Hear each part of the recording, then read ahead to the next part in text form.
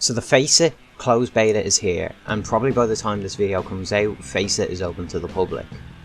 The new revamp of casual gameplay, hyped up by basically every big TF2 YouTuber. I was lucky enough to get beta access out of pure luck. So what did I think of it? It's amazing. It's the new way to play the game. It's everything I wanted it to be. Is what I wanted to say. And trust me, I really wanted this to be good. I tried to like it, but it just falls short of being good from all these little mistakes that add up. I have a lot of reasons to go over, so let me just start. My first and main problem is how it was advertised.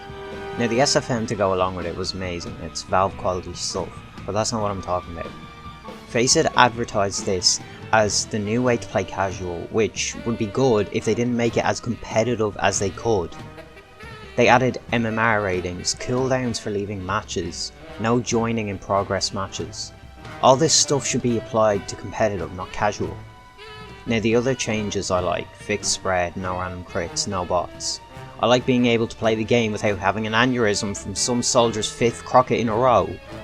But here's the thing, when you advertise this as one of the main selling points, you're advertising to the people who care about that stuff, the people who are going to be more competitive than the average player, which makes a more competitive environment to your casual servers.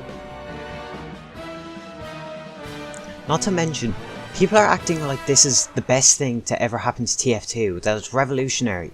No crits, fixed spread and no bots are the absolute minimum that a community server needs. If you wanted to play with those, why not just play Uncletopia or Creators.tf?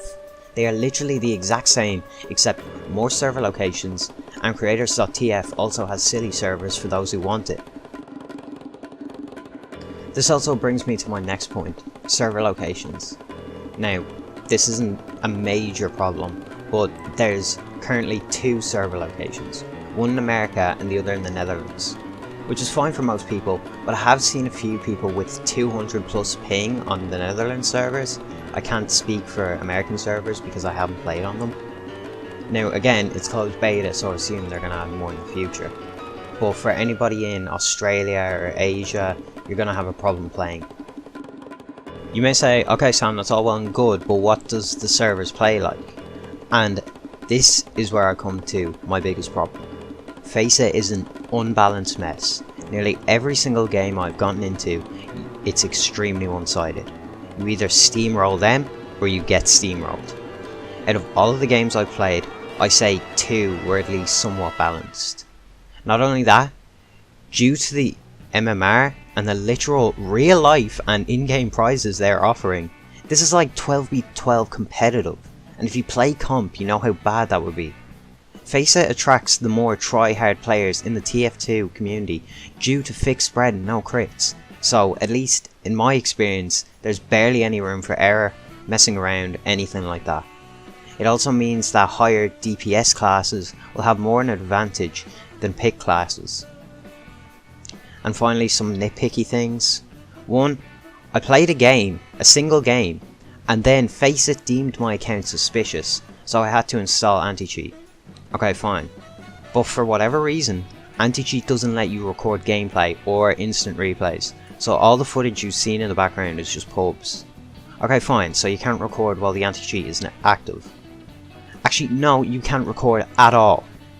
I turned off the anti-cheat to play some pubs, and it still wouldn't let me record, so I had to delete the anti-cheat off my computer.